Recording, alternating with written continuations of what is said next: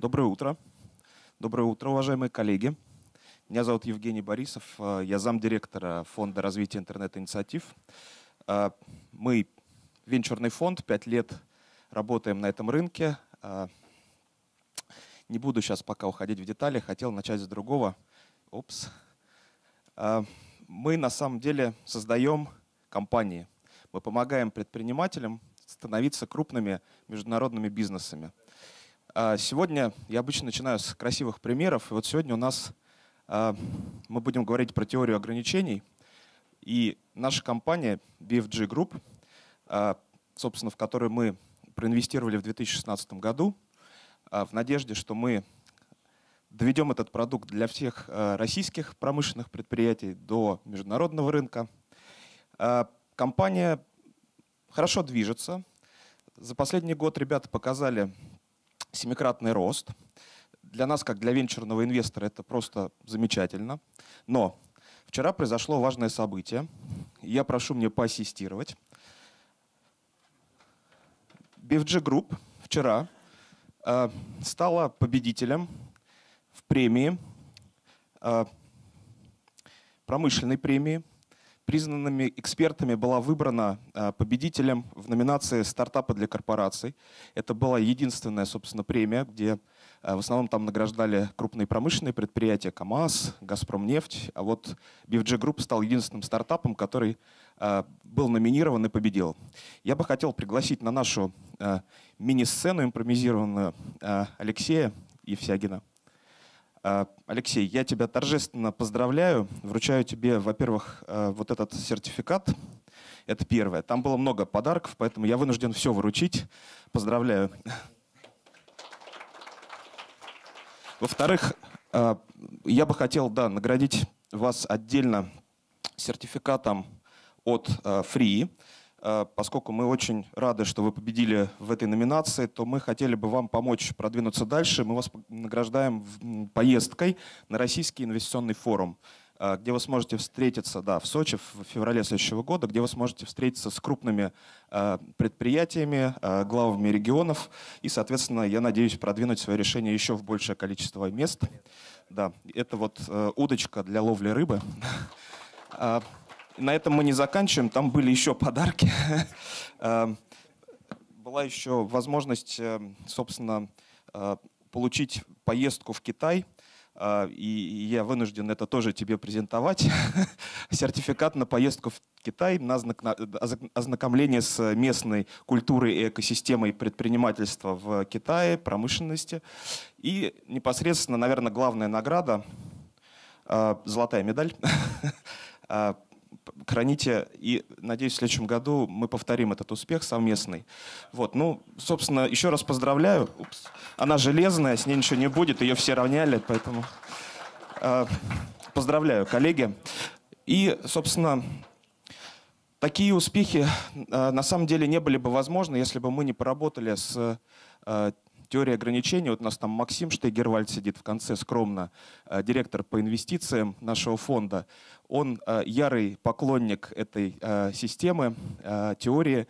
И на самом деле ничего бы не случилось, если бы не была создана экосистема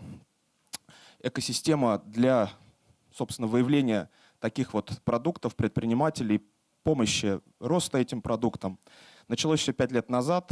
По поручению президента был создан фонд развития интернет-инициатив. Собственно, у нас под управлением сейчас находится инвестиционный фонд.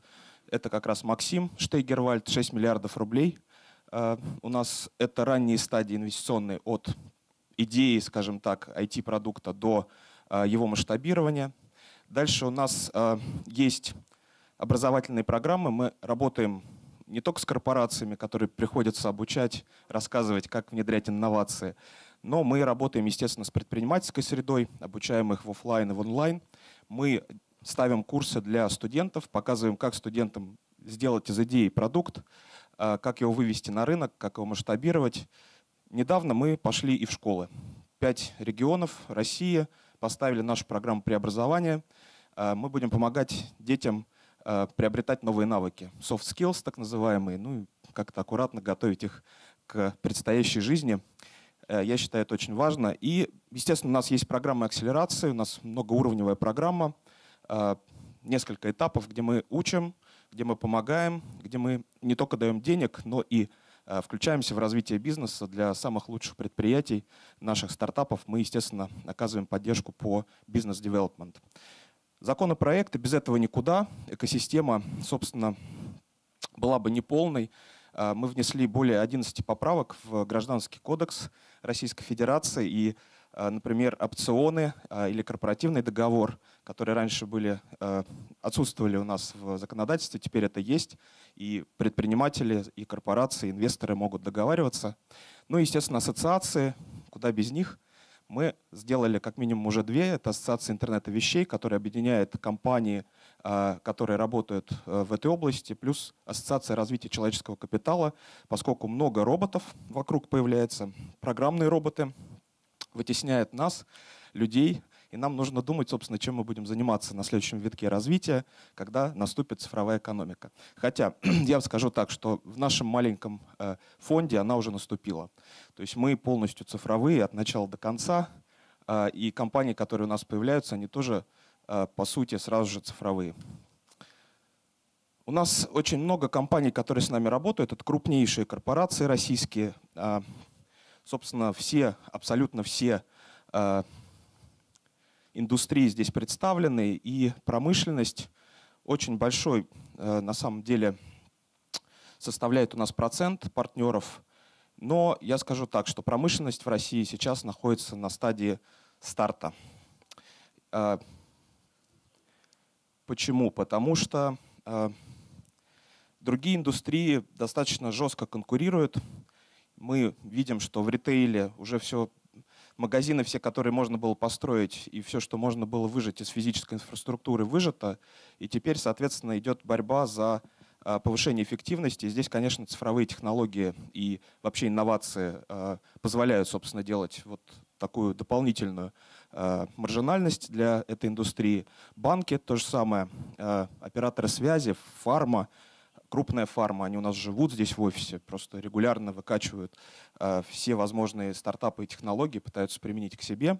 Промышленность, начинается некая активность.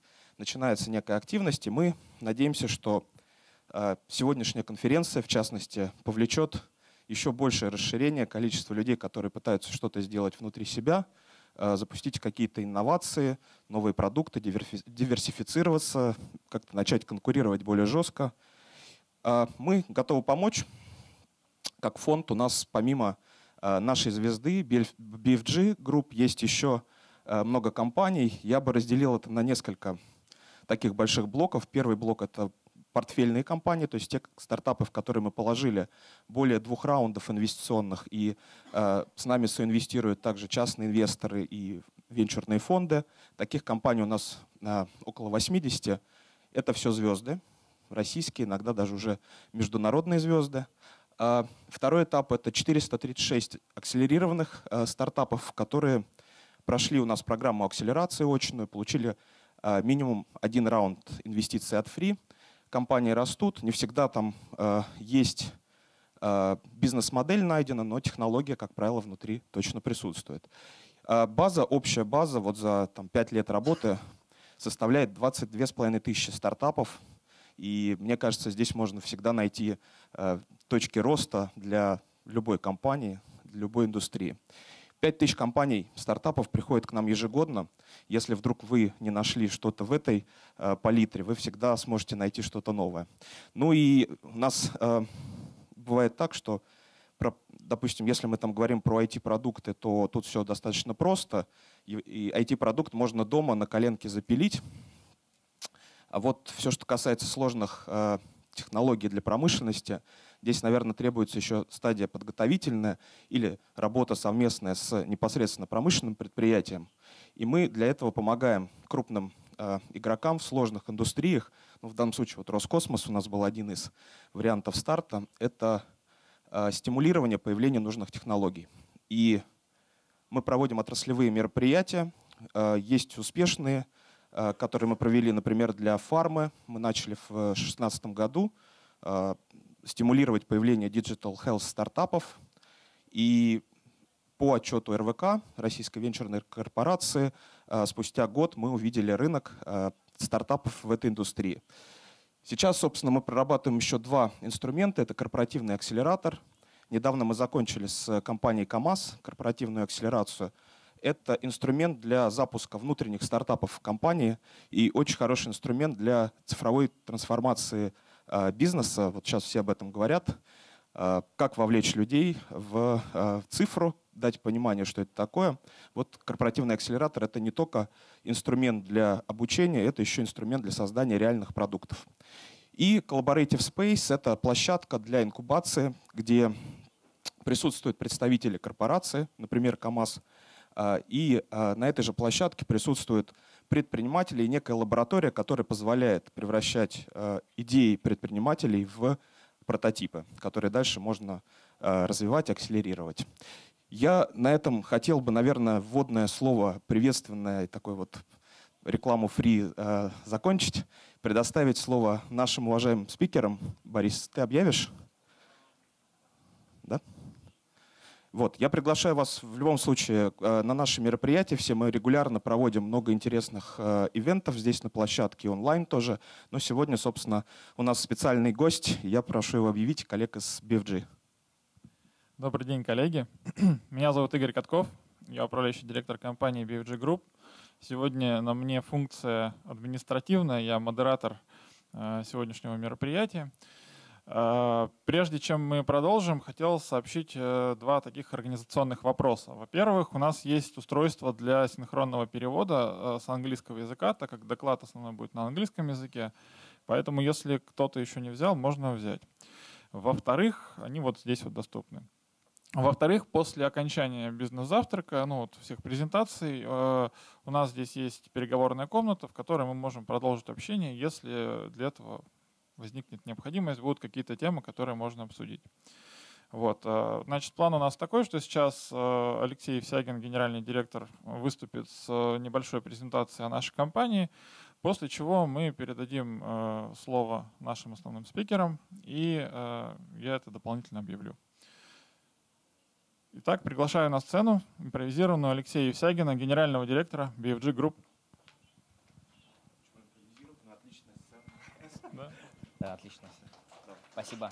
Спасибо, Жень. Кто-то включит? Кто? Ага, отлично. Да. Доброе утро, уважаемые коллеги, друзья, партнеры. Со многими из вас мы знакомы, но тем не менее, тем, кто, может быть, первый раз или не знает, чем мы занимаемся, кратенько, буквально 10 слайдов презентация, без сильного углубления расскажу, поверхностно, а нюансы, детали мы обсудим, можем обсудить попозже.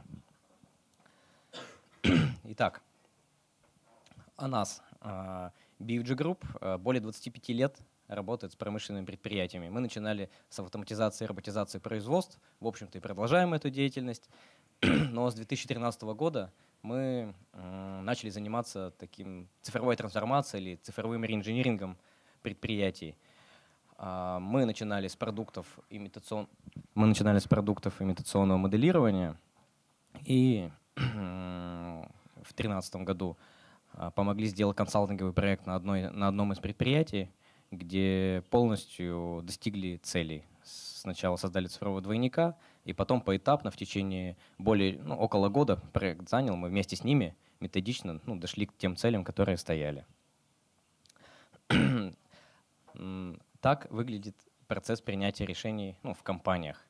Честно говоря, даже и в нашей примерно там так же. То есть в левой табличке мы видим, как во время совещаний высказываются различные гипотезы, сидят топ-менеджеры, и какие-то лица, принимающие решения, должны принять или опровергнуть ту или иную гипотезу.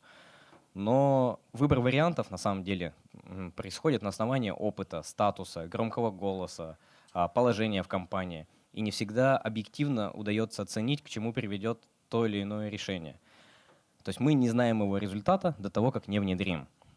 И, наверное, хотелось бы всем нам, чтобы был такой инструмент, когда мы могли бы прямо во время совещаний закидывать туда какие-то гипотезы, идеи и смотреть последствия, к чему приведет та или иная гипотеза, сравнивать варианты и из них выбрать лучшие. И мы над этой темой задумались, ну, как вот в правой части, и создали такой продукт, такую платформу. То есть мы создали IT-платформу для создания цифровых двойников предприятий и такую некую систему поддержки принятия решения, чтобы можно было проверять гипотезы и тут же оценивать последствия принимаемого решения, как с точки зрения и производственных характеристик, так и с точки зрения экономических параметров. То есть в основе мы используем алгоритмы теории ограничений систем, поэтому, в общем-то, и позвали на этот завтрак и вас, и такого одного из ведущих, ну, одного, наверное, из самых авторитетных экспертов, Эли Шрагенхайма. Мы используем какие-то принципы быстро реагирующего производства и элементы Lean в нашем подходе. Также мы предлагаем взглянуть на организацию производства или организацию нашего бизнеса несколько иным способом. Мы предлагаем выйти за рамки, не описывать существующие процессы, да, как, в общем-то, мы обычно все и делаем. Описываем все бизнес-процессы, правила, описываем систему нашу производственную, затем как-то локально оптимизируем, делаем какие-то улучшения и так степ-бай-степ движемся. Мы предлагаем взглянуть, выйти за рамки этого контура и попробовать спроектировать ее. А как может быть, как может выглядеть наша производственная система или наш бизнес, если мы используем тех же самых людей, технологии, там, ресурсы, оборудование, как их организовать таким образом, чтобы получить максимальный эффект. И вот этот алгоритм или эта методология лежит в основе нашего продукта. То есть мы конструируем как бы производственную систему или конструируем бизнес. То есть когда мы видим эталонный вариант или ту систему, которая может быть с нужными нам свойствами, то дальше остается задача привести наше реальное производство или реальный бизнес к его некому там прототипу цифровому. Ну, о методологии я уже там упомянул, да, то есть я думаю, что о TOC прекрасно расскажут наши коллеги. Ну, тут показан вкратце слайд, что движение идет к достижению цели, это устраняя ограничения. Устраняя ограничения, мы переходим сразу на уровень какой-то, повышаем эффективность ступенькой, и степ-бай-степ мы переходим на другой уровень. Принцип КУРМ же заключается в сокращении непроизводственного времени. Ну, то есть один из принципов, который мы используем в алгоритмах, наша задача сжать цикл производства, сжать критический путь, сжать время от получения заказа до его отгрузки клиенту. Тем самым и снизится и затраты, удельная себестоимость упадет, и мы станем более конкурентоспособны, мы станем реагировать на потребности потребителей, мы будем быстро реагировать на все изменения. И глобальный такой наш продукт или наше решение, то, что мы предлагаем услугу под ключ, это целевая трансформация предприятия. Почему целевая? Потому что должна быть задана цель. И она должна пройти через 4 этапа. То есть создание двойника, затем многовариантный сценарный анализ на двойнике, потому что действительно очень много вариантов решения той или иной задачи. И мы должны все проверить методично. Выбрать наилучший и затем перевести систему реальную к его цифровому прототипу. Мало того, даже на пути мы можем столкнуться с множеством изменений, как внешних, так и внутренних, и мы можем с помощью двойника всегда корректировать и выбрать тот вектор, который нам нужен, и достигнуть тех целей, которые стоят. Некоторые скриншотики буквально, да, то есть расписаны 4 шага, то есть построение цифрового прототипа, то есть мы используем данные, что мы производим, это спецификации на изделие, как мы производим, технологические маршруты с временами, и чем производим, то есть оборудование, ресурсы. На это накладываем план выпуска или план продаж, и двойник создается автоматически. Некий прототип. То есть мы видим уже в цифре нашу производственную систему. Дальше происходит многовариантный сценарный анализ, перебираем гипотезы, выбираем наилучшее решение. Далее по какую-то гипотезу выбранную расшифровываем более детально, вплоть до подбора оборудования, какое там техническое задание пишем, какими ресурсами должно располагать, человеческие, людские, трудовые и оборудование. И более подробно расшифровываем этот план преобразований. И 4-й этап совместно, безусловно, с предприятием, а может быть и само оно, уже по заданному плану уже проще идти. Оно просто достигает своих целей, которые ставятся собственниками и топ-менеджерами. Ну и часто задают вопрос, где же вы, да, то есть где ваше место. Мы ни в коем случае не противоречим тему ландшафта, который там сформировался или есть на предприятиях. Мы такая экспертная система, стоящая рядом, там, сверху или сбоку. То, что мы из IT-ландшафта подгружаем данные, какие есть, которых данных не хватает, собираем вручную, и имеется такой инструмент, как поддержка принятия решений для топ-менеджеров. То есть с нами работают, ключевые логотипы компаний указаны. Думаю, тут рассказывать, в общем-то, нечего. Ну и у меня все. Я думаю, что пора передавать слово Эли. И, как сказал Игорь, мы можем потом обсудить все наши вопросы. То есть мы тут целый день, вообще мы тут в Москве, в Ижевске, в Екатеринбурге, в Воронеже у нас филиалы. Кто откуда, всегда мы на связи, близки к вам, клиентам. Спасибо. Спасибо, Алексей. Сейчас мы еще включу презентацию, и начнется наше основное выступление.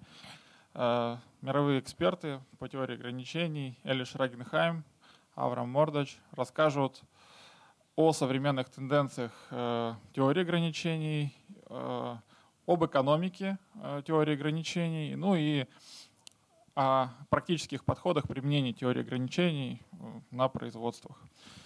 Эли Шрагенхайм, спасибо. Thank you very much. It's very nice to be here. And I'd like to share with you ideas that I have in the last 10 years probably, but only now, a week from now, I and my co-writers have finished to write a new book that I call Throughput Economics. I hope it's going to be published until April. I mean, it's already with a publisher. And I have two great colleagues writing it. Henry Camp is a business owner, and he's investing in various companies he buys. He improves them, and then he sells them. This is his main business. Rocco Suraz is the head of a certified public accountant firm. So you can see that we wrote a book about management decisions coming from three very different perspectives. The perspective of a consultant, educator like myself, the perspective of an investor and practically CEO of a company, and the certified public accountant who looks on the business from the outside, looks on all the numbers, and have quite a lot to say about it. So, how decisions are made today, and I really mean the highest level decisions. Well, this is a relatively small decision, announcing 1 month promotion based on reduction of price. How such a decision is made. Fellows, you can understand that such kind of decision could be excellent or could be very bad. Okay, how can we evaluate whether we are going to a certain time in which there is a reduction in price? What will be the bottom line? Will it be better or will it be worse? This is a question. Another, I assume many Russian companies would like to go to export market. Again, there are physical difficulties, but there are also kind of the question. Fellow, it's not easy. We need to make an investment. We need to guess about a market that is pretty much different. The taste is different. We don't know how they will accept our products, etc. There is a lot of risk, but there is also very high opportunity. How such decision is being evaluated today. Or launching a new line of products. This is certainly part of what top management deals, trying to look into the future to say, next year we are going to have a new line of products. But when those new line of product are launched into the market, not only there is a question whether they will be successful or not, they are going to impact the sales of the current products. And we like to see the net, how both success of new, but then reduction in sales of the other product is going to be. So these are hard decisions, each one of them, because it could be good and it could be bad, and we would like to have some miracle tools that will tell us whether it's going to be good or not so good. Now, part of the tools that we have today throughout the whole world is what is called cost per unit. So this is kind of a caricature I found out with this kind of a judgment on how tiny and irrelevant cost per unit could be. But fellow, I have to tell you something of my own experience. I started my management business administration learning back in 1976. And I still remember my professor for accounting tell us the class. He told us, you know, every manager who takes the cost per unit as is, if this is the case, how do you make such kind of decisions? And then only later I understood that the statement was right, but the answer was wrong, because he was telling us, well, every case should be judged upon its own terms. I'm going to tell you a little bit more about it, but this is basically wrong. People need to make decisions feeling that they are standing safe. Okay? So there is a certain book that they see, I followed the book. Well, here is the two, for me, two huge mistakes of using cost per unit. Sometimes, and this sometimes is many times actually, the use of capacity is free of cost. Well, think a little bit about the room that we have here. We could put, theoretically, 20 more people. There is still some space in the back. To add 20 more people would cost nothing. Okay? Now, this exists all over the business, every business. The use of capacity, there is enough free capacity, and if you use it, the cost does not change. The revenues could change quite a lot. However, this is right, but this is also right that sometimes the use of capacity is much more expensive or even impossible.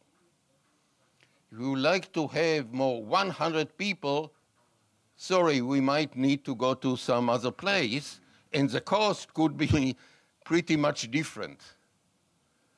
Okay, this is part of our life, and because of this, all the cost per unit that tracks all the capacity that theoretically this product unit needs is actually misleads us in almost every decision that we are making. And I like to make it clear what is the wrong assumption behind a cost per unit. And it is not because of allocation, to my mind. Allocation, we know, is not very precise, but sometimes it's good enough, sometimes not. The real mistake is there is an assumption that the consumption of capacity is linear, and because of this, whenever capacity is consumed, there is a cost. Certainly, this is a basic assumption of what is called activity-based costing. Because activity-based costing, ABC, take huge effort to really record every small amount of capacity used. So if in order to treat a client, the secretary needs on average to spend 6 minutes every day speaking to someone in the client organization, there is a cost to it. Really? Is there a cost to it? Or we need the secretary anyway, so, and okay. So the core paradigm, flawed paradigm, is assuming cost of capacity is linear. And fellow, it is not linear, it's very much non-linear, because the vast majority of the resources provide their capacity only in certain quantities. This is what you can get. This is the square meters. There is some square meters in this room. I don't know how to evaluate it, but this is a number. Take it or leave it. I mean, I cannot add to you 3 meters more or 3 meters less. This is what you get. And there is another important realization. It may be painful to realize that it is impossible to fully utilize all the capacity of all the resources. It's one of the biggest mistakes, especially in manufacturing. Look, it's created in manufacturing because in manufacturing it looks like you can make to stock. So even if you don't have right now a client ready with a check, then you might have it next week, so we can now prepare for it. So there is an assumption that we can use the full capacity of all the resources, the machines, the space, and of course the people. This is a huge mistake. It does not work. I did huge amount of simulations just to show and convince people this is an utopia. It's definitely impossible. You need a lot of excess capacity to be able to respond to the fluctuations in demand.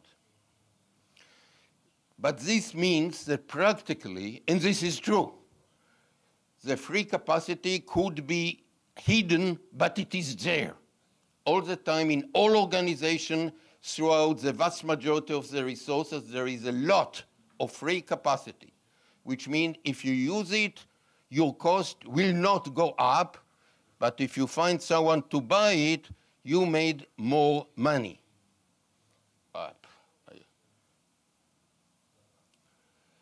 So actually, cost accounting assumes cost is going linearly with the quantity. Actually, this is the real graph. The graph is steps. Okay, first of all, I have one machine. When the capacity of this machine is running out, I need another machine. Maybe I need another operator. Maybe I need more space. And it comes in sudden jumps like this. In order to somehow replace cost per unit with something else that will help us to make those decisions that I've started with, let us go to the TOC goal performance measurement and see how they lead us in the right way. The first generic is to measure the incoming flow. This is one of the most important TOC insight. You look on this thing called throughput. What is throughput? Is actually the goal units of the organization. And if the goal unit is to make money, then money coming in is actually the goal of the organization. So the formal definition is the rate at which the organization generates goal units. Now, if we speak about profit organization, practically it means sales less any cost that moves with each sale. or I can explain it a little bit differently. Revenues, money getting from the sales, but minus the truly variable cost. Money that I really need to pay every time I'm making a sale, which in manufacturing is quite a lot depends on materials, because once we sold something, we need to replenish the materials that we needed in order to produce it. I like to look on throughput as the added value generated by the organization. So when I'm making a sale and I charge much more than what I paid for the materials, this is my contribution to the increase in value. This is what I did. Now, in order to generate throughput, we need two different types of expenses. One, generally speaking, we call investment. Usually this expense that's spread over many years, or several years. So I could look at it, this is the money that right now exists within the organization, that at least theoretically, if I close the organization, I can sell it. The money captured within the organization. Operating expenses are all the money that I need to maintain capacity to generate throughput. So operating expenses is about, okay, I need people, I need space, I need machines, I need cars, I need computers, all of these. The cost of maintaining capacity are based on those two. And I want you to please understand, even the interest that we have to pay to the bank is for capacity. We need the money, not just because we want to make money, but money is also a resource.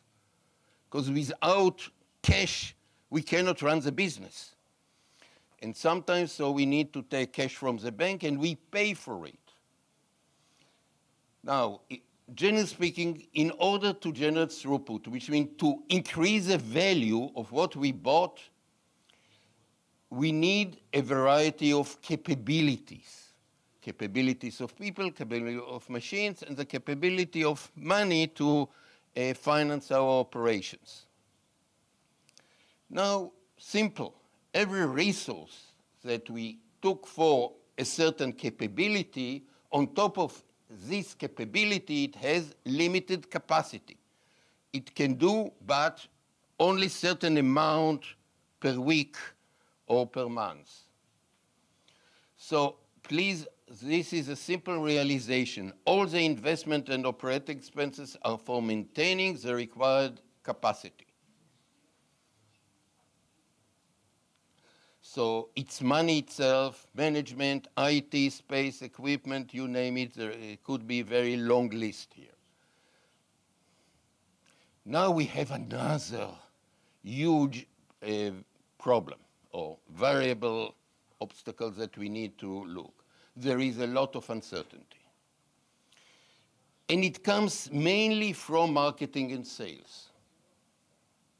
Because any initiative to improve the company probably started, I think should be started, from some kind of idea coming from marketing and sales, looking on the market and say, hey, we have opportunity. How big is the opportunity? Well, maybe here, maybe there. Okay. Because the uncertainty is all about how much demand could be generated by the move. And generally speaking, we don't know.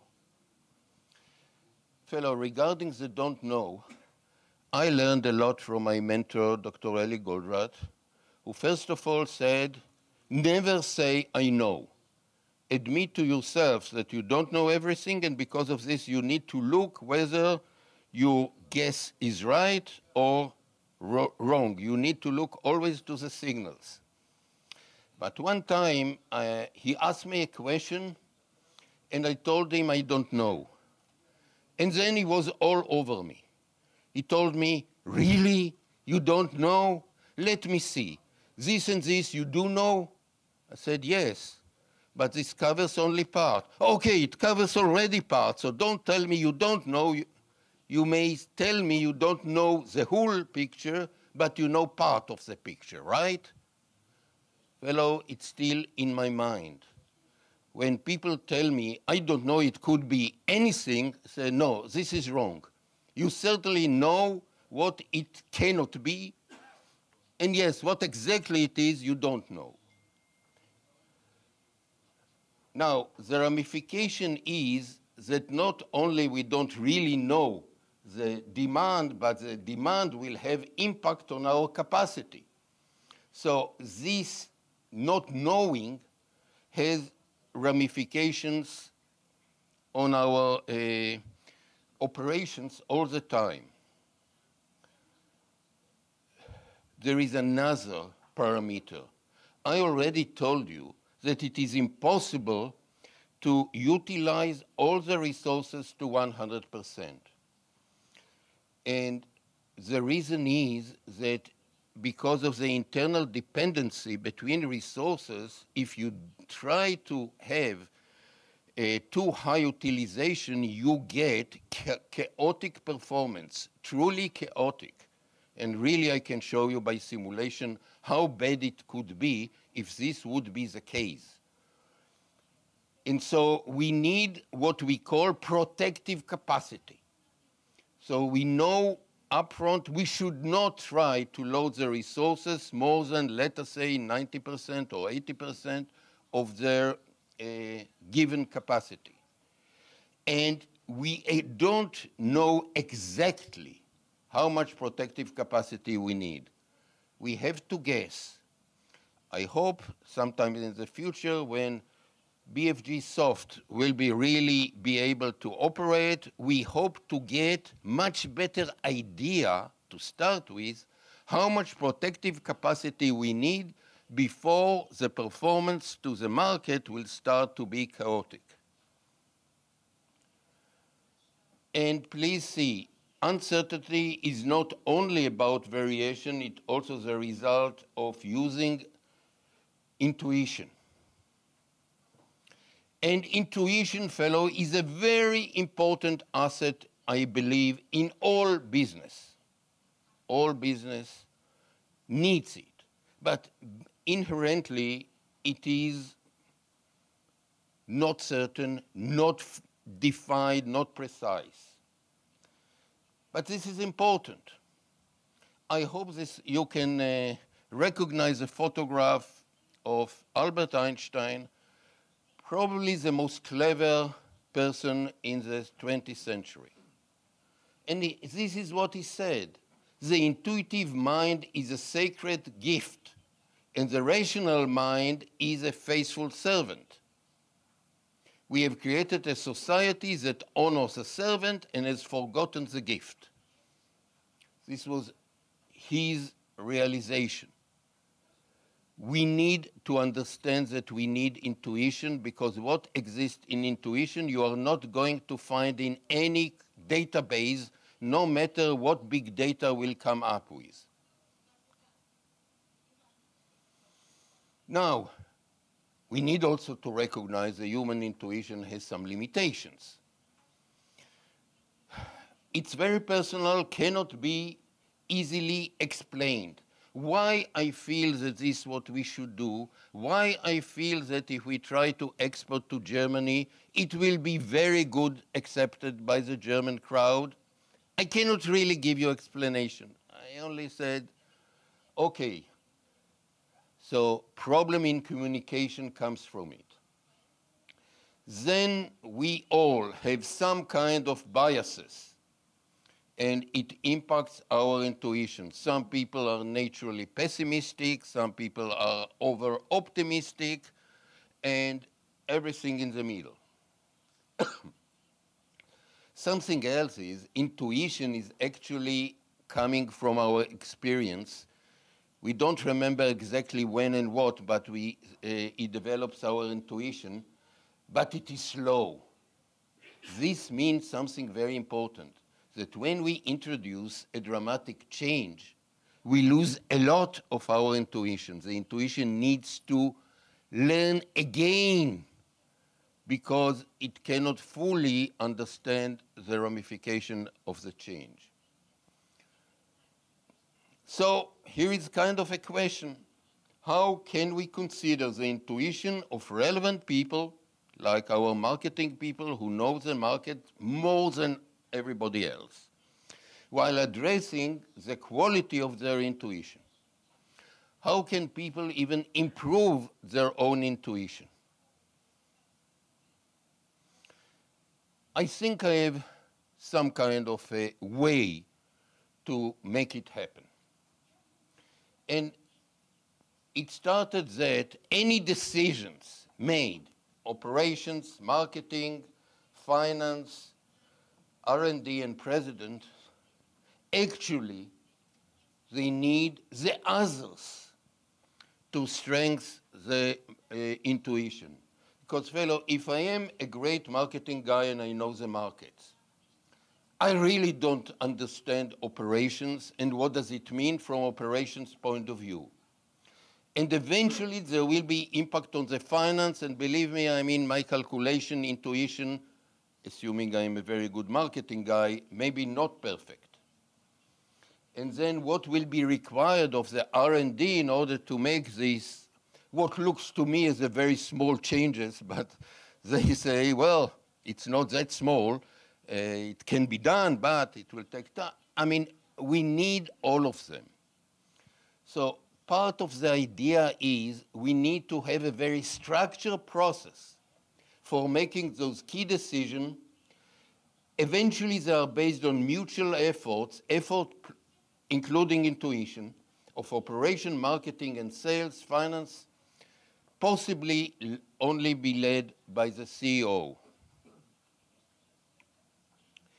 In a way, the idea is somehow to simulate the future using the capabilities of IT. Because many decisions could be justified because from the start I'm saying what it will do to my profit, and profit is throughput minus operating expenses. This is a simple mathematics that says this is the profit before tax. And I need to predict what will be the impact on throughput, what will be the impact on operating expenses. So, fellows, the aim, the objective is to simulate the financial impact of the decision when I add to the decision to the current state. Fellows, this is very important. Because instead of just judging one decision in isolation, suppose trying to enter the market of Germany. Just to do this in itself is valuable, but you lose too many things. Because I can ask what it will do to your capacity, what it will do to your management, what it will do to your sales in your domestic market. Fellow, it's not obvious. There will be impact when I go to something like this. And because of this, I need to look on the whole company. Right now, companies' main operation and sales are in a domestic market. Now we add another chunk called export to Germany. What is the summation of all? How it will impact the bottom line? And I want to go directly to this objective. We will need the support of IT. Even now, I have some IT that I hope at the end of my speech I can just show a little bit of it to you. In the future, I hope to have with the BFG Group some even better answer. So we need to start with the current state of sales profile. Means these are our normal sales. If we do nothing new, this is our state. We are not a new company, we already have operations. So this is a critical input, and it controls the current total throughput. You see, it's so important for us throughput that we just use one capital letter, T, to to denote it. And we need also the total current OE, operating expenses, how many people we employ, and again, all the other costs that we need to pay normally to keep operation going. And on top of it, we should add any new suggestion, any changes, and try to simulate scenarios. And then trying to note what will be the total impact on T and on OE, including what will happen to capacity. Are we within our own capacity and then we get it for free, or we need more capacity and then there are considerable changes to the operating expenses? So the concept is that every new idea is an addition to the current state.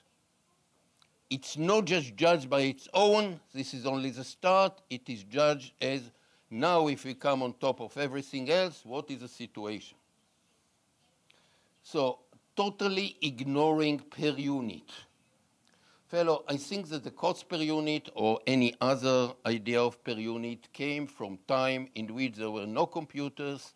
Practically, we were limited by our ability to do many calculations. Now, we don't have this constraint. Okay, computer can do so many calculations. This is not really an obstacle.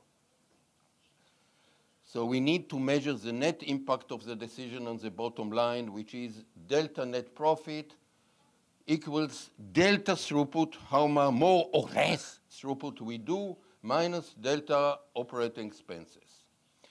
And in order to do this, we need to combine the intuition of relevant people, somehow to translate them, the intuition, into numbers and eventually have some numerical analysis. So let me just try a little bit to see what we are dealing here.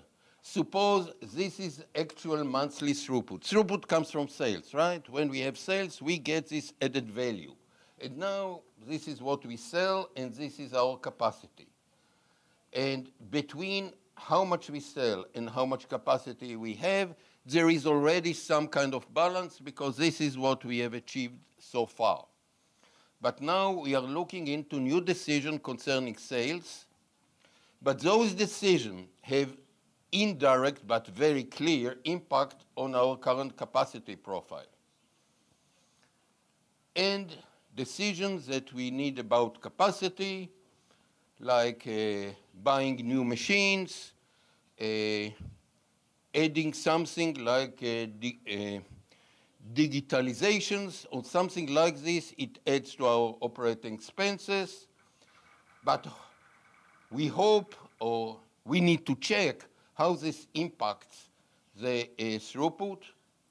Eventually, we need to look on a larger scale what new sales, new throughput can we get, and try to compare it, also to look into our potential to grow capacity in time to support this expansion. And then we need to look for the best scenario where the capacity profile is able to support the throughput and the money coming out of this situation is really good, really better than what we have now. So the criteria is delta T minus delta OE, and it includes, just to look on delta T, look, this is part of the advantages. Looking on delta throughput, I know where I'm focused. I focus on sales, not on operations. So the direct T to be generated by the idea at hand is coming from here. I need also to inquire about dependencies that might impact other sales. Like I told you, if you go to export, maybe you also impact your internal sales. At least ask the question. It's not written in any database, but your sales and marketing people can tell you. Maybe it will improve your sales if people know that you are known as an exporter. But the question needs to be raised. And then we need to look for delta operating expenses. And the only case in which we'll have a change here is we have a change in capacity. We probably need to add capacity, and this cost operating expenses. A term that I would like you very much to remember, because this is a strategic term, capacity buffers. Because most resources have the ability to provide more capacity when necessary, like overtime, like outsourcing. Now, every time we use this capacity, this additional capacity is not free. It costs us out-of-pocket money, but we can use it only when we really need it. And so it has quite a lot of value. So what I call capacity buffers are prepared means, which mean I don't want to improvise every time. I want to know a priori that if the sales will be higher than I really expect, I still have the capability to address the demand, and the market should not feel that I am in a problem, because otherwise they will try to find someone else. Outsourcing is a very important option for such capacity buffer. Fellow, I'm inquiring quite a lot of times the behavior of airlines. And airlines fight with each other, compete very fiercely, but they also collaborate. And when they need to cancel a flight, normally, and this is very normal procedure, so they try the passenger to move to their competitors. So there are internal agreements. And this is a way of a capacity buffer. If I am in a problem I cannot solve easily in 10 minutes, I will do this. Then normal means are overtime, temporary workers, extra shifts, everything that we might do, and we better prepare it in order to have a very stable performance to the market. And I know that I can do it. And then I know if I use this buffer too much, maybe instead of paying every time such high cost, I should simply add my permanent capacity. So handling uncertainty is very important, because what it comes is I want to consider the impact of uncertainty. And I throughout all my speeches, I think it's so important for me that I need to say we always need to look on two different what-if scenarios for the same decision. I like to look, first of all, give me a reasonable conservative assessment of the sales due to the decision. Start, first of all, okay, according to your best intuition, what is the minimum that we can expect? And now let us check whether this will be a loss or even this will give us profit, maybe not great, but we know we are not going to lose. And then we need also to check the optimistic case. The optimistic case will always look like it brings much more money, but please understand it impacts our capacity in much heavier way, and then our operating expenses might go up very high, so we need to check. And I had times in which I checked some ideas in which here I got less good results than here, which means actually that my use of capacity buffers is very expensive, too expensive. But I needed to go through all the steps in order to show it. Now, the idea between Avram and I collaborating with the BFG Group is to provide true simulation capabilities to come up with the ramifications. Because currently the software I have, that if I have time, I will try to show to you just a little bit of some of the screens, does very nice calculations, but it are based on assumptions. And theoretically, I would like to see a real simulation to see whether this scheme can work or it does have some problems I could not see. So check the protective capacity levels to see whether we can really do it or maybe there is a certain problem. And by this, we can reduce to some degree the intuition, especially in operations, because in operation, I can simulate things better than I can simulate the market demand. Is this clear? So it does not take the whole theory out. I still will need the pessimistic and the optimistic, but I will have higher level of I cannot call it certainty, but at least feeling secure enough. This decision is going to be most of the time good. And even if not, it's not going to be very bad because I really checked it thoroughly. Fellows, this is a direction. This is what my book is all about. I'd like to see if I can use the software. I'm not sure, so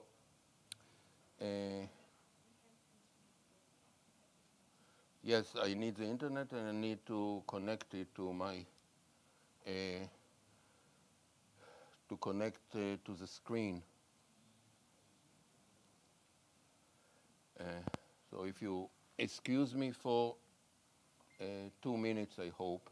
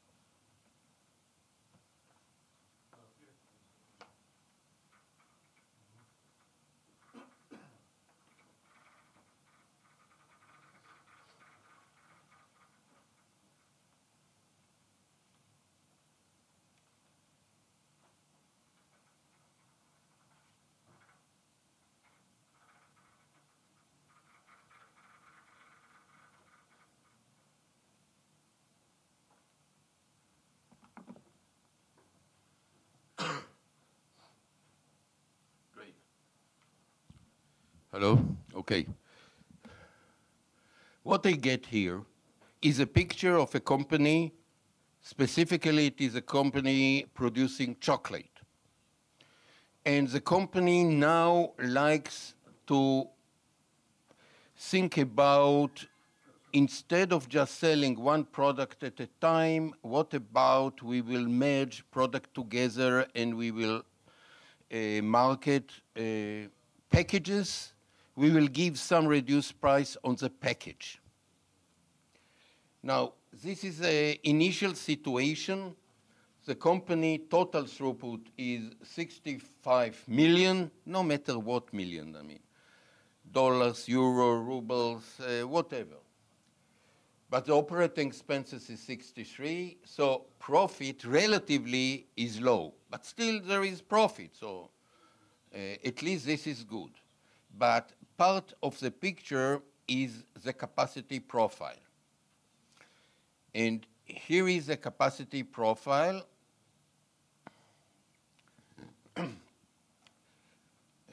This is the line of 100%.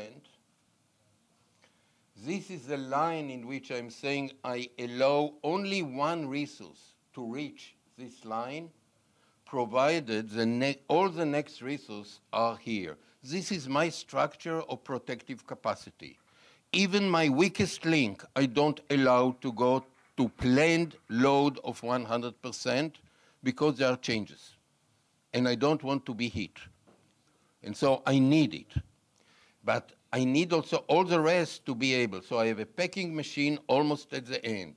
Now, this is interesting because I took here the limitation that in my story, and it's part of the book, I describe this exact situation.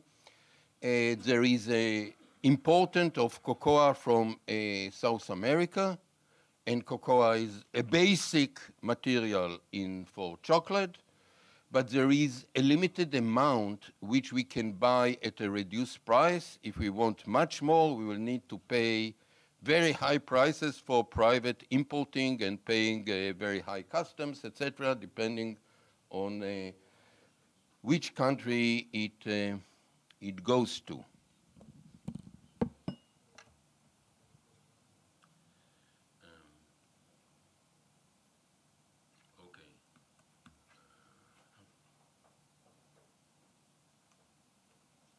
I don't know, I miss here, because here there are actually more, but because of the, I cannot, here is line 2, and here is line 4, and there is also line 1 and line 3, and they are much less loaded. And because of this, the idea is we have free capacity.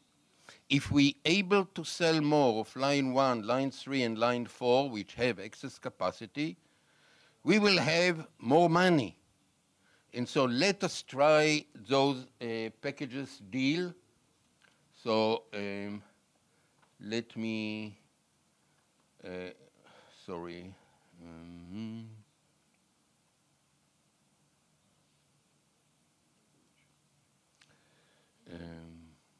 Close. And this was a reference.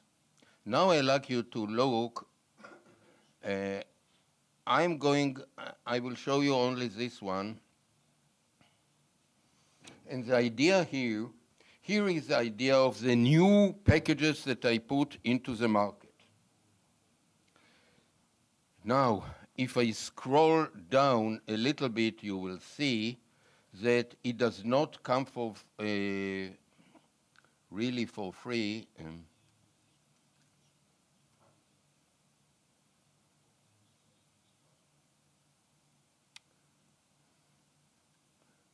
I need this.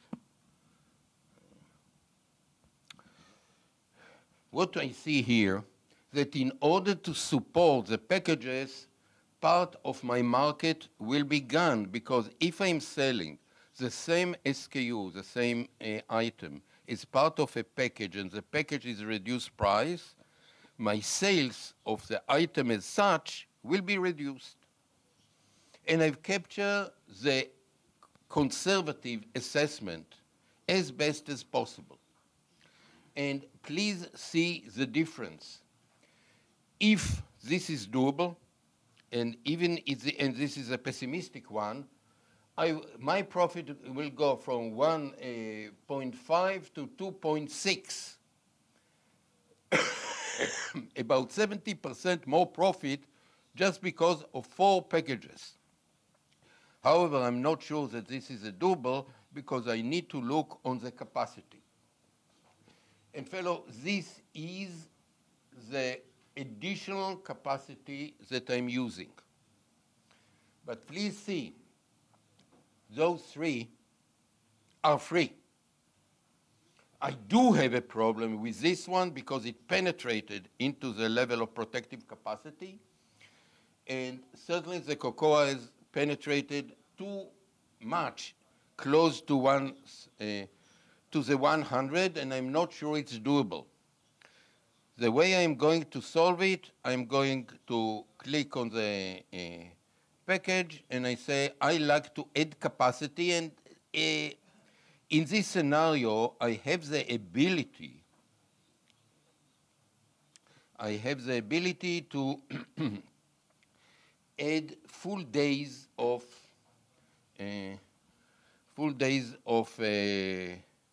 package line, and okay, this is not enough. So you can understand, I need to find a situation in which the packing line will have a doable job, no matter how much I add. Eventually, I need to buy more cocoa, no matter how much it costs. And then I need to look on the bottom line, and the bottom line will very soon come. and will come here, that maybe it's not so great as I thought, but it is still very good. Fellow, I don't like to complete it because it takes time, you know, several minutes, but when you and me, if you are really looking on a decision that does mean quite a lot for you, you like to see those. You like to see what does it mean if we need to add this amount of capacity costing this amount of money. What will be the end result? Fellow, do not have this far intuition to look into the numbers. So I'm looking now on a calculation, or could be a simulation, and I try to find out how I will be able to stand it, and then I will look whether I like these numbers or not. This is a way. Fellows, I understand I cannot in the short time to really show you everything. You can, each one of you is interested can get my email, and we can fix a Skype talk, and I can demonstrate to much more detail this way, because the software is available, at least this. Later in the future, we will have even a better tool in order really to assist these kind of decisions that I assume to many people here, they are dealing with it. More than that, once you have a tool like this, I bet you will get many more ideas, because once it is possible to check ideas without really to put up all the money up front, it becomes so much better. So raise idea. At the most, we will not use it because we will find out that at a certain times it causes too high loss and we don't want it. Okay. But at least we checked it. We opened the door to checking ideas. Okay, thank you very much. I like now to bring Avram. So we need to change back the computers, but I always give Avram some trouble. I like it. We are very good friends. Thank you very much, Eli.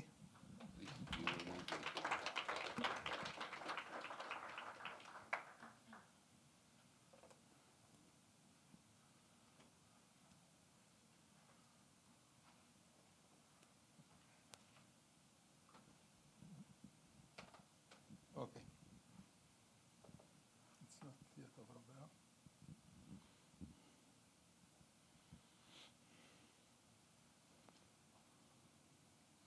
Excellent.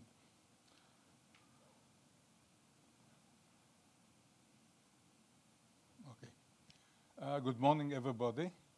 And I would like to thank, first of all, BFG Group for bringing Eli and myself over here and gave us the opportunity to speak to you and to show you some of the advantages of TOC, the Theory of Constraints. I would like to go into a case study, a quite simple one, that I am a part of it during this last year, and it is not this company that I work with. It is not yet, the project was not yet finished, still in the middle. But okay. But the results of the case studies are interesting, and I believe that there are some lessons that we can learn from this implementation. The implementation is of a method which is called simplified drum buffer robe. I will not go into explanation of the method because I want to focus mostly on the lessons that we can learn from it, or things that we have really to focus on during an implementation and what can be achieved. I don't bring over here the name of the company. I just call it a company. The company is in Israel. This is a $40 million company, manufacturing and trading company. It's not very big, like medium-sized company. They are a market leader in Israel in manufacturing and developing of special products for automation, such as air valves, air cylinder, solenoids, valves, and some other product. The interesting is that they have make-to-stock products, meaning that they need to have some level of stock because they would like to provide to the customer very fast response. If they have a customer order, they would like the ability to give a fast response to the customer. And they have also make-to-order products where the purchasing and the manufacturing is done according to a specific customer order. So when they receive the order, they go to do the purchasing of the raw material, to develop the product, not to develop, but to manufacture the product. And some, by the way, of the purchasing are LLIs, meaning long lead items. Some material is brought from China through the sea, and it takes time. They have also trading products. And in spite of the size of the company, that it's not very big, they have about 70,000 defined SKUs, I mean products that are defined in their ERP system, in the bill of material, which is quite a lot. The meaning of it, that in the Pareto of the products, they have a very, very long tail, endless tail of product that they hardly sell, or maybe they have selling few units of it once in a year. They have also some development projects of new products according to some requirements, special requirements of customers. The objective of the project that was given to us in the very beginning, in the very end of last year, was to cut the average lead time of all the products to about 1/3 of their current lead time. So if the average was about 45 days, the average lead time, meaning we have some lead time of 90 days, some of hundreds days, yes, to cut it to an average lead time of about 15 days. So to start with, this was kind of ambitious objective. Lead time is defined from the day of the customer order, from the day the customer order is accepted until the material is ready to be shipped. Okay? It does not include the shipping time. Some is to outside of Israel, some it is inside Israel. They want also to increase on-time delivery from a level of 65% that was the on-time delivery when the project started to about 90%, and do all of this while keeping operational expenses at about the same level. They told me, don't solve these objectives by buying more raw material and building huge piles of material over here that if you will do it, you will be able to meet these objectives. Don't do it like this. I mean, let's improve our operation. Time of the project is 1 year. And the reason to do that is to create the needed or the very badly needed marketing advantage for the salespeople. Basically, they wanted to give to the salespeople something that the competitor does not have. Okay? We have to remember or to understand one thing.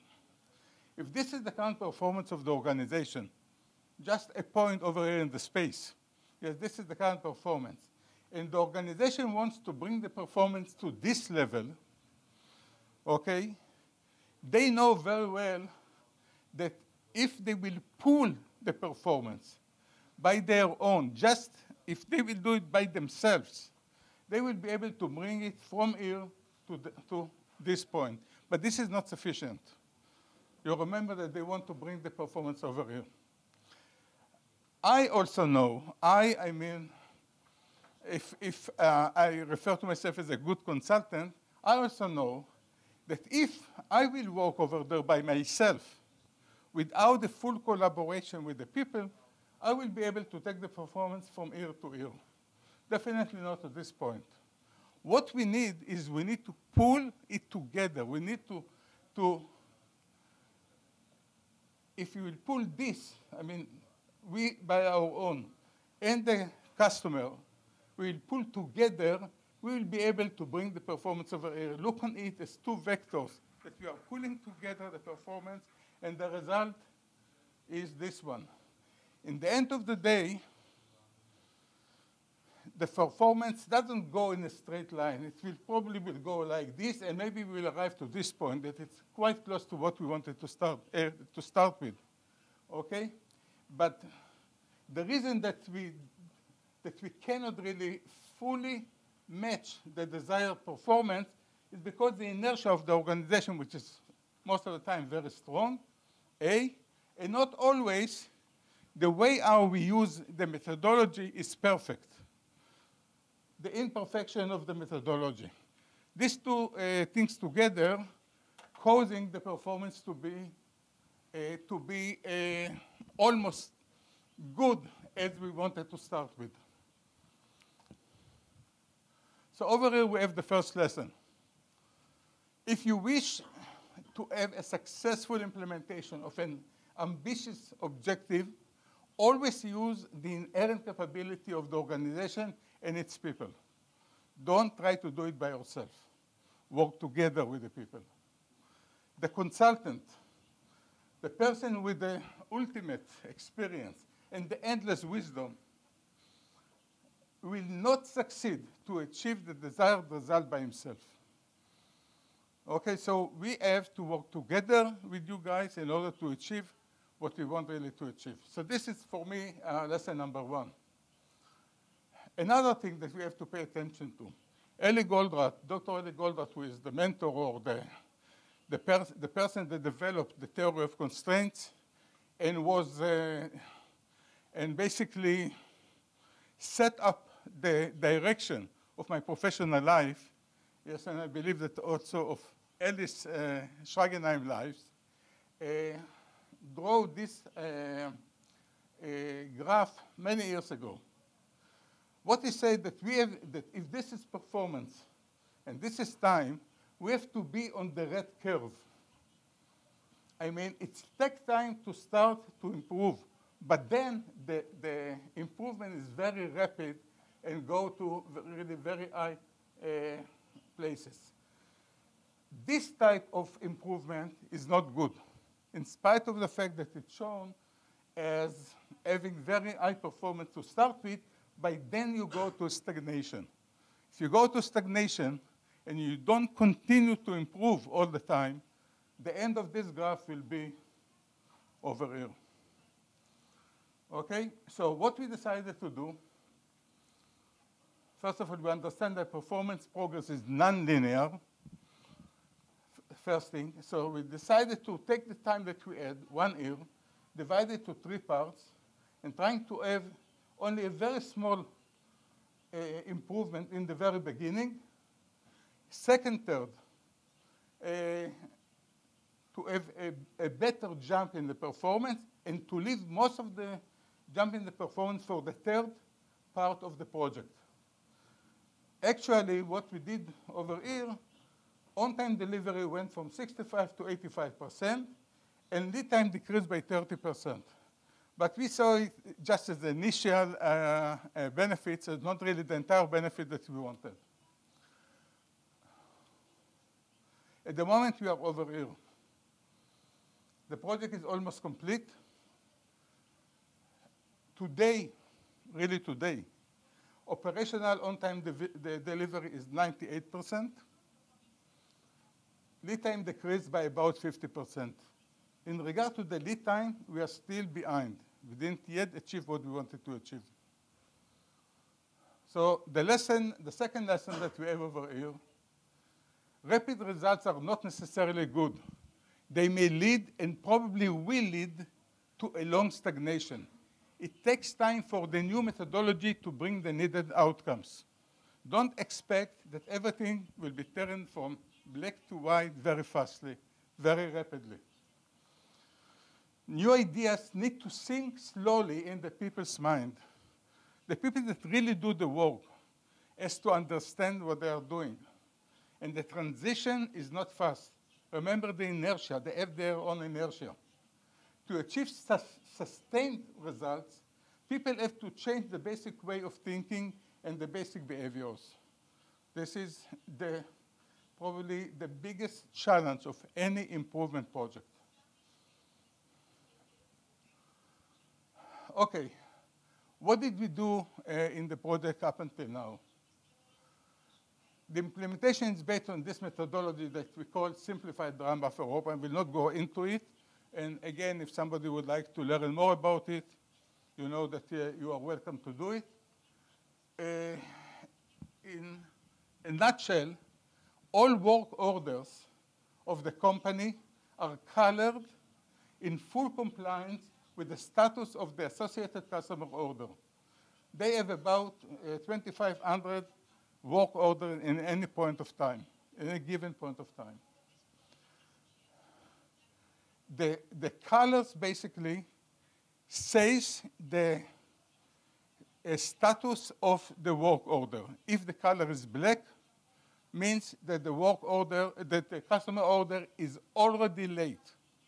So this is first priority. If the color is red, it's about to be late.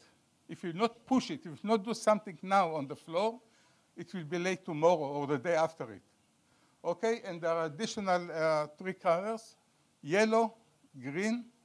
Green is the best. Okay, and blue, which means don't start to do it yet. You have time. Don't do things ahead of time. These are the blue ones.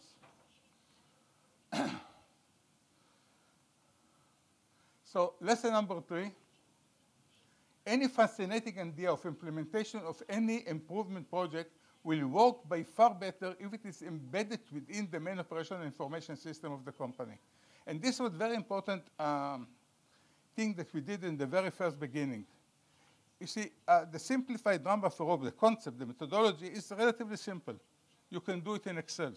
You don't need any sophisticated system to do it. But what we decided to do is to put it inside the ERP system. We wanted to make sure that whatever we do will remain over there for as many years as possible. We wanted that the result will be sustained for a long period of time. So it was a part of the ERP system. The disadvantage to do it like this, that you have less flexibility. If you see things that are like not the regular cases, you have less flexibility to change things on the spot, to manipulate the data if you wish, okay? And it takes time to do, it takes time to develop the needed solution within the ERP system. This is not trivial, but it provides the sustainability for the implementation. The implementation will stay for a long time. This is a screenshot of the ERP system. What we see over here, this is in Hebrew. This is the system in Israel. But basically, this is an example of one of the departments. And every line over here, this is work order, and you see its color. Now we have 5 work orders that are in red. The number over here, which is also like the numbers over here give the priority. The first one is the highest priority. This is the lower priority. The same, and over here in this example, I don't have any greens. I have all of this, which is light blue, meaning I don't have even to touch it. I, as the employee on the floor, I don't have to do anything regarding to this one. It's better. The direction they have, don't touch it, don't work on it, even if you have the time to do it. Give the priority to this one, and then go to this, and then if you have green, go to the green. Don't do the blues. Another example, another screen from another department.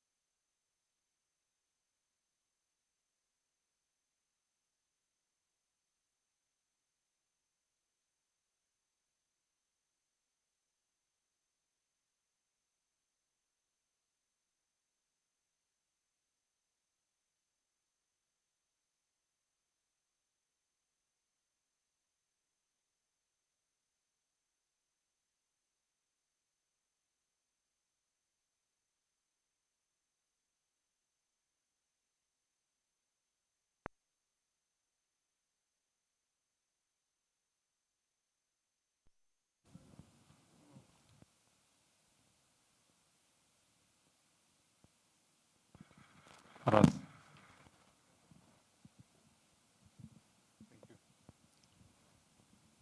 Better now? I hear myself all the time. Okay, in order to do what we did, in order to implement this methodology, we had to do two things that are very important. First one, we had to redefine from scratch what products are make to order and what products are make to stock. The initial definition was wrong, because when we analyzed the data, we saw that we have in the make to stock products that maybe they sell 1 unit in a year, and every unit they sell in $10, $20, something like this. So, and they build huge amount of stocks for this, for 1 unit per year, and vice versa. For the make to order, we had huge piles of stocks. So the definition, the initial definition of the products was wrong. First thing.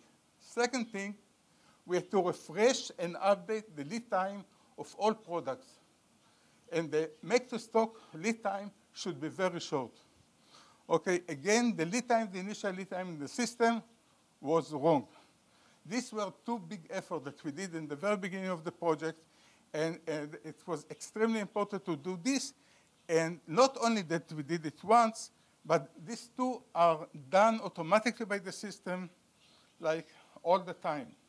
The system checks the history of every product once in a month, check the history and accordingly redefine if there is a need to change it. And also the system check what was the actual lead time for each product, and accordingly the system changed the lead time for the products. Now, every customer order, after doing these two things, first step of the system, every customer order gets a color according to the due date, what date we promise it to the customer, and according to the standard lead time in the system. These are the two most important parameters that are needed in order to set up the color that you already saw. Every work order and the purchasing orders gets a color according to the relevant customer order. So the customer order gets a color, and accordingly the purchasing order and the work orders. The colors and the internal sequence inside the color determine the priorities. Everybody has to work according to the priority. By the way, if you pay attention to it, this put the planning that the planners were doing all the time to be really almost irrelevant. The planning is almost not relevant. The people has to work according to this sequence, and that's all, no excuses. Frequent examination of the blacks. Blacks are these that are late, already late, and reds, almost late, in each department sets, first of all, the department performance, and second thing, the need to like making sure that the lead time will be even shorter, or maybe it is too short, maybe we have to extend it, okay? So we check the performance and making decisions of how to increase or decrease the internal lead time that every product has. We make the changes automatically, then it's go back to coloring. And this coloring or this process is done twice a day. Lesson number 4. Don't trust the data. It's an important lesson, I believe. And if you're coming from manufacturing companies, you know that many times data is not good enough. And even if we have data, not necessarily that the data is correct. Analyze what we did in this case, analyze sales data to make sure that make to order and make to stock are correctly defined in the system. This is where we started with. And in our case, we found out in the very early step of the project that the data was wrong. I heard in the last couple of days that in many manufacturing companies in Russia, the data is wrong. So not only in Russia, in many other places as well. it doesn't matter if the starting lead time for a specific product is too long. Let's say that we started with this process where the lead time was 90 days, where it's not really needed, okay? It will adjust automatically after some time.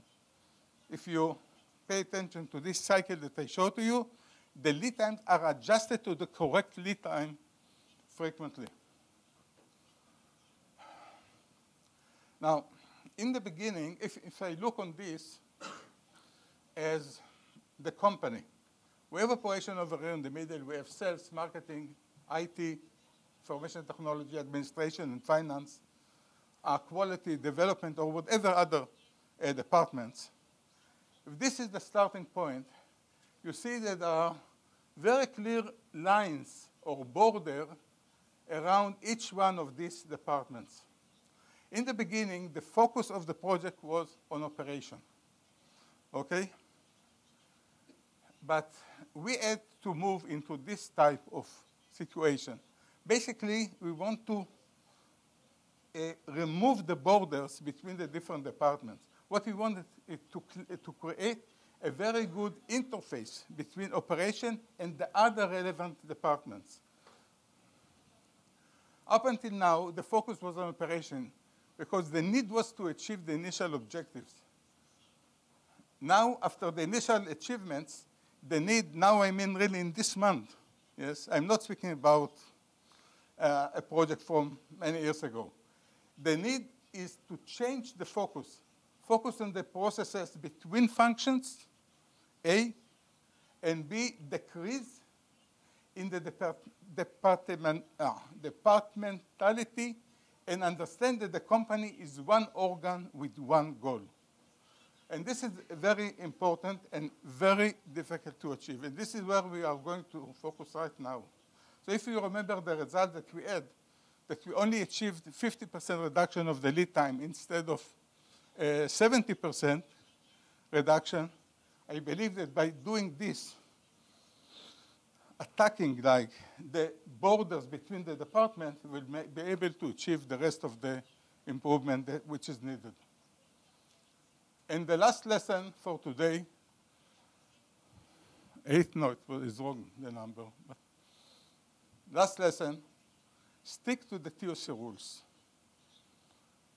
Second thing, improvisation is okay only if you fully understand the rules.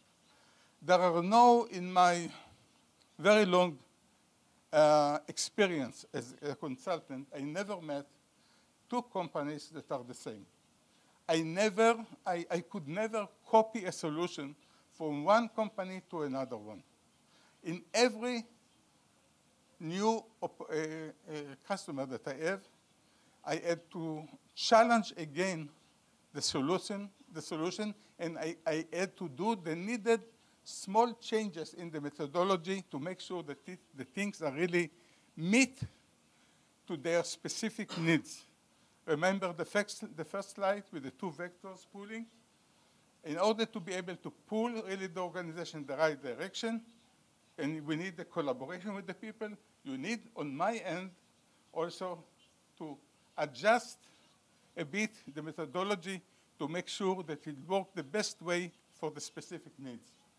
But in order to do it, you must fully understand the rules. You cannot do it if you don't really understand the rules, because then you don't know what you can change or you can manipulate a little bit on what you cannot.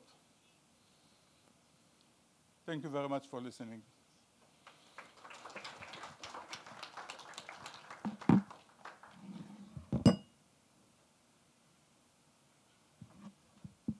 Коллеги, спасибо, что выслушали наших уважаемых коллег из Израиля.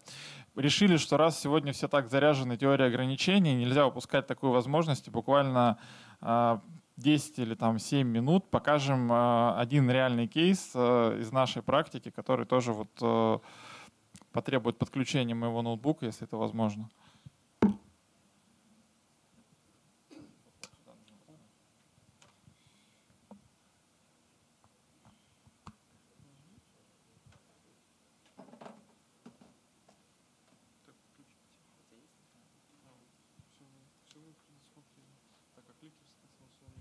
Ну, кликер не понадобится, потому что, так сказать,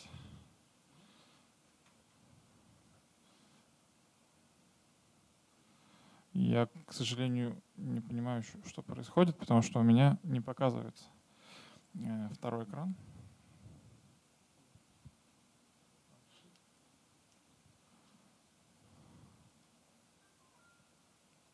Ага, он показывается, только он дублируется. Сейчас мы его... Давайте я так буду показывать. В принципе, видно. Значит, это реальный кейс, как сегодня нам показывали. Одна из наших компаний, называется «Крановые технологии», они выпускают башенные краны. Я очень быстро покажу, как можно без каких-то серьезных организационных изменений начать зарабатывать больше денег с помощью теории ограничений. Обратите внимание, ну, здесь кейс на двух изделиях. Это, так, минуту. Башенный кран верхний поворотный и башенный кран нижний поворотный. Важно здесь понимать, что в месяц, соответственно, мы можем продавать 20 верхнеповоротных кранов и 8 нижнеповоротных кранов, то есть это некие ограничения рынка. Верхний поворотный кран на продажу стоит 13 миллионов рублей, себестоимость его производства 9 миллионов рублей. То есть проход, о котором сегодня тоже говорили, 4 миллиона рублей. Нижний поворотный кран, соответственно, 9 миллионов на продажу, 6 миллионов производства. Проход 3 миллиона рублей, и продать может только 8. Ну, то есть продавцам легче продавать верхнеповоротные краны, они более маржинальные. В общем-то, с традиционным экономическим подходом считается, что лучше производить именно верхнеповоротные краны. Давайте посмотрим, как на этот вопрос отвечает теория ограничений. В общем-то, мы можем посмотреть, можем ли мы полностью удовлетворить все потребности рынка. Для этого на похожей диаграмме, как мы сегодня уже видели, посмотрим загрузку оборудования и видим, что, к сожалению, если загрузить полностью рынок, точнее производство так, чтобы оно удовлетворяло потребностям рынка, то есть 28 кранов за месяц произвести не получится. У нас есть граница фонда рабочего времени. При работе круглосуточно это 667 часов. Ну, такое ограничение. Видно, что вот ряд рабочих центров сильно выходит за это ограничение. То есть нам нужно понять, как максимально эффективно загрузить производство. Как мы уже говорили, наиболее маржинальный это верхний поворотный кран. И можно подобрать значение, когда мы максимально загрузим производство так, чтобы, чтобы успеть все сделать. Получается, что можем произвести 10 вот таких кранов. При этом, собственно, прибыль компании составит 6 миллионов рублей, ну больше. Попробуем изменить немного наш подход, загрузить максимально другими кранами, которые менее маржинальны. Видим, что прибыль действительно будет отрицательная, если мы произведем 8 кранов и их все продадим. Однако видим, что есть возможности произвести больше. То есть 500 часов — это при работе в 3 смены, но есть еще выходные. Соответственно, добавив в производство другие краны, видим, что при таком сочетании 8 кранов нижнеповоротных, 6 верхнеповоротных, прибыль компании составляет 14 с лишним миллионов рублей, то есть больше, чем в 2 раза. Соответственно, вот таким простым примером можно, в общем-то, проверить очень быстро, прямо на совещании, принимать решение, как правильно сформировать портфель заказов таким образом, чтобы зарабатывать больше денег. Ну а дальше можно уже погрузиться более глубоко, провести различные расчеты и посмотреть, в случае, если мы отдадим все это в производство, когда будет выпущен какой заказ. То есть можно всегда посмотреть прогноз, когда он стартанет, когда он будет выпущен. А самое главное, можно посмотреть, из-за чего будут, так сказать, заказ будет выполняться так долго. То есть мы видим, что на данном графике представлен график освоения трудоемкости. Видим, что вот в какой-то момент последний заказ целых 10 дней не увеличивает свой прогресс. Какая-то существует проблема. Если щелкнуть сюда, посмотреть, то видно, что вот ленточно-отрезной станок ожидается все это время. Собственно, он является, видимо, ограничением, так называемым узким местом. Если мы посмотрим загрузку ресурсов, то относительно всего производственного плана видно, что именно этот ленточно-отрезной станок максимально загружен. В то же время мы можем проверить различные гипотезы, что-то изменить. У меня уже есть новый расчет, в котором этот же самый портфель заказов выполняется намного быстрее. Для наглядности можно его сравнить с предыдущим. Вот бледно-зеленым цветом показан предыдущий портфель заказов. Видно, что здесь мы намного быстрее справляемся с задачами. И на графике прогресса уже нет вот таких длинных простоев, связанных с тем, что не очень сбалансирована нагрузка на производстве. В то же время видно, что вот загрузки ресурсов уже нет вот того самого узкого места. Максимальная загрузка 78% на оборудовании. И это все достаточно сбалансировано, значит, можно отдавать в производство. В принципе, все. Спасибо за внимание. Я хотел бы передать слово председателю нашего совета директоров, а также директора по стратегическому развитию, доктору наук, профессору Владимиру Алексеевичу Кутергину.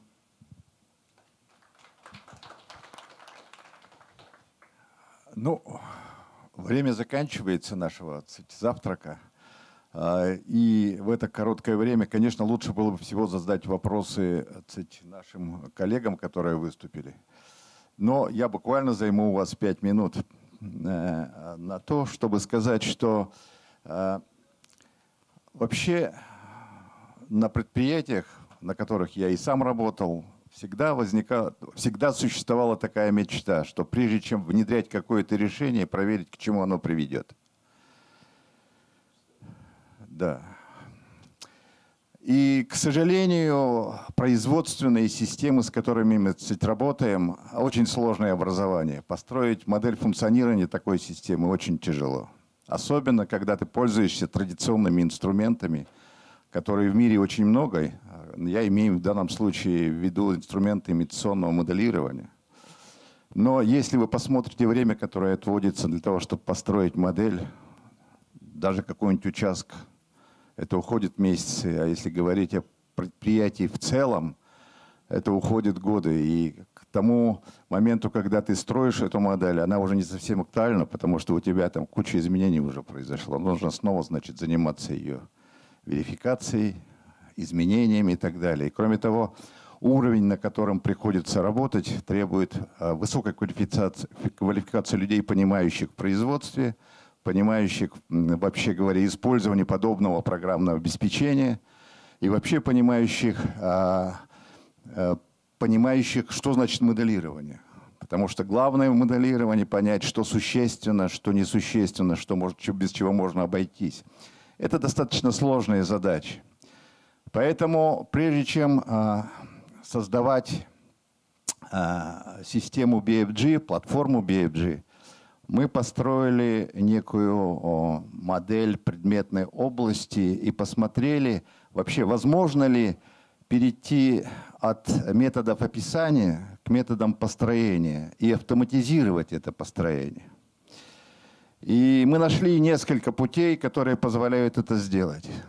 То есть, если у тебя есть некие данные, которые связаны с тем, что ты выпускаешь на выходе в виде продукции и спецификаций, если у тебя есть данные по технологиям производства, если у тебя есть данные по ресурсам, то при наличии портфеля заказа, текущего или прогнозного, можно ли синтезировать построение модели, автоматизировать этот процесс, а потом, используя разные инструменты аналитики, уже заниматься верификацией, оптимизацией, устранением ограничений и так далее, и так далее, и так далее. Я хочу обратить ваше внимание, вообще говоря, на то, что говорили наши сегодня коллеги здесь. Потому что, по сути дела, они обозначили две ключевые парадигмы, которые так или иначе связаны с совершенствованием производственных систем. Первая парадигма, которая говорит о том, что вообще, если мы будем стремиться сжать процессы во времени, известно, что сами производственные процессы, которые генерируют ценность, по сравнению с временем, которое мы отводим на выполнение заказов, они соотносятся как там 5-10% к 90%. То есть 90% что-то происходит, но ценности не приносит, потому что это лежит, ждет, как-то где-то обрабатывается, где-то задерживается. Это проблема. И анализируя эту проблему, некоторые исследователи пришли к выводу, что парадигма сокращения затрат на рабочую силу, она гораздо менее выгодна, чем парадигма сокращения циклов производства или циклов выполнения вообще заказов и сокращения времени по всей цепочке, например, логистической какой-то, да, вот. Ну, когда рассматривать даже цепочку предприятий.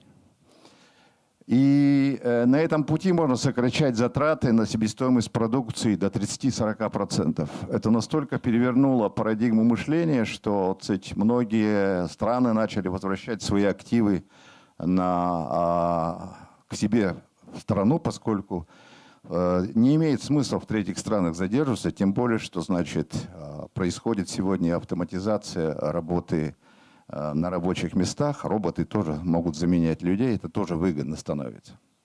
Ну и вторая парадигма, которая связана с теорией ограничений и связана, я ее называю потоковой парадигмой, в силу родоначальника этой теории, потоковая парадигма, которая изменила наше представление о сложности производственной системы. Потому что мы традиционно пытаемся бороться со всеми проблемами, нежелательными явлениями, которые происходят на предприятии. Их настолько много, что аппарат, который у нас существует на предприятиях, растет в гораздо большей степени, когда мы начинаем заниматься всеми этими проблемами. А на самом деле из потоковой парадигмы следует то, что вообще работа предприятия и ее возможности определяется буквально несколькими факторами. Этими факторами являются ограничения. Просто они разные, и находить их достаточно сложно.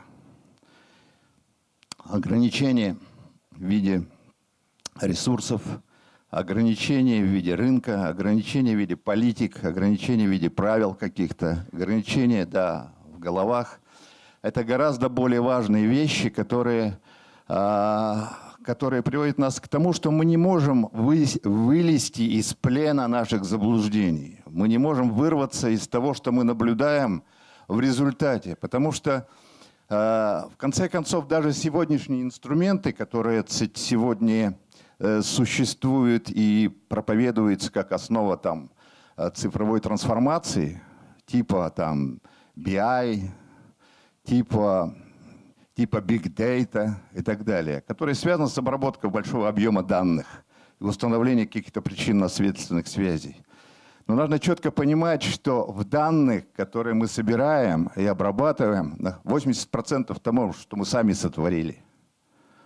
Мы обрабатываем сами себя. Мы не можем вырваться из того, что мы творим. Вообще, мы пользуемся методами исследований систем, которые пришли к нам из кибернетики. Мы считаем, что производственная система – это открытая система. На самом деле она открытой является для энергии, каких-то потоков материальных, но она закрытая с точки зрения тех коммуникаций, которые складываются внутри этой системы. Тех решений, цепочек решений, которые мы сами там придумали. Это создает огромное сопротивление к тем изменениям, которые мы пытаемся там провести. Поэтому, с одной стороны, что мы сегодня с вами наблюдаем? Мир постоянно изменяется. Скорость изменения технологий растет с каждым годом. Меняются конкуренты, меняются их достижения. Если ты хочешь оставаться конкурентоспособным, приходится изменяться самому. А время, которое нам отводится для принятия этих решений, все время сокращается. И мы сегодня живем, будем говорить, в ситуации, когда время, которое нам отводится на принятие решений, уже недостаточно для того, чтобы оставаться на уровне, когда у нас все покупается, все продается и так далее. И сложность систем растет.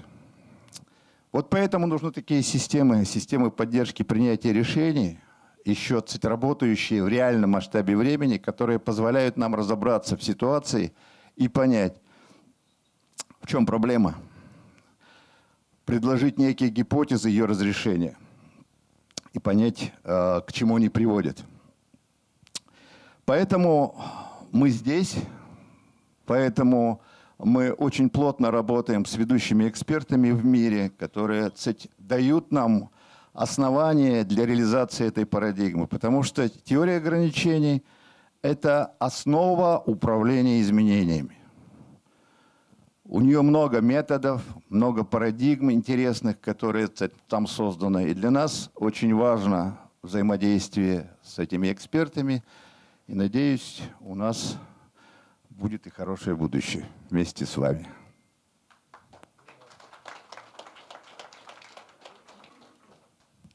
Спасибо, коллеги. В принципе, наши выступления подошли к концу. Сейчас можно задать вопросы нашим ведущим экспертам. Также после этого приглашаю вас на ланч, который здесь вот состоится. И также это помещение у нас доступно для обсуждения, для продолжения дискуссии еще примерно час-полтора. Ну, в принципе, до 4, если это необходимо, да. Ну и также у нас есть переговорная внизу, если необходимо как-то более уединиться, да, private, обсудить что-то. Спасибо. Если есть вопросы, готов передать микрофон. Либо вы можете индивидуально, вот, непосредственно в общении задать вопросы. Ну, давайте тогда перейдем к ланчу и к индивидуальному общению. Спасибо.